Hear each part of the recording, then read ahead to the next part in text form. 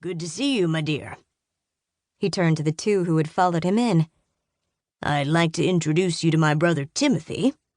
He pointed to a slim man with a strong family resemblance, who had the professor's same sparkling blue eyes. Timothy extended his hand. I've heard a lot about you. It's great to finally meet you. Same here, I said, and we did the customary handshake. His hand was soft, but his grip was firm. Indicating the rotund man next to Timothy, the professor said, And this is his friend, Clarence Norton. He stepped forward. Hi. His neat mustache had the whisper of a curl at the ends, and his full head of gray hair was brushed back. I received a vigorous handshake. I'm so excited to be here. This class sounds like it'll be great. A laugh punctuated the sentence. Timothy and Clarence, this is Kelly Jackson, manager of Redwood Cove Bed and Breakfast, the professor said. It's nice to meet you both. Welcome to the inn, and please come in. I closed the door and joined them. This is our multi-purpose room. It contains a workspace on the left, a kitchen on the right, and a living area at the far end. The spacious room was the hub of our activities and always had a welcoming feel about it. Elise moved the last mushroom from the table. This is your instructor, Elise Jenkins. I nodded in her direction and introduced them. Hi, everyone, she said. I look forward to working with you. I'm about ready to prepare lunch, so we'll talk more later. The men said hi, and Clarence and Timothy told her how much they were looking forward to the class. Professor, I know you're not taking the class, Elise said, but you're welcome to join us for lunch. I have plenty of food. I'd love to, Miss Jenkins. That's a kind offer. Please call me Elise. So I shall, he replied. I led them to the living area where there was a couch and chairs. Please have a seat. Would anyone like some coffee or tea? I'd like some coffee, Clarence said. Timothy and the professor responded in the negative. Would you like cream and sugar? I asked Clarence.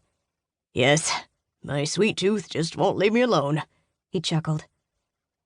I went to the kitchen and prepared Clarence's coffee, handed it to him, and sat down with the three men. We're really looking forward to the event, said Timothy. We've spent 2 years learning about mushrooms. I settled back into my chair. That's a long time. What made you decide to do that?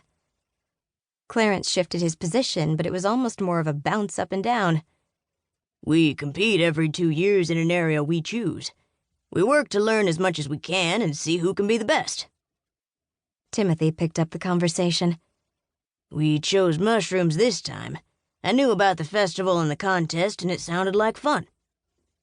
Clarence pulled his red wool scarf off and pointed to his matching cap. Last time our area of expertise was knitting. Knitting?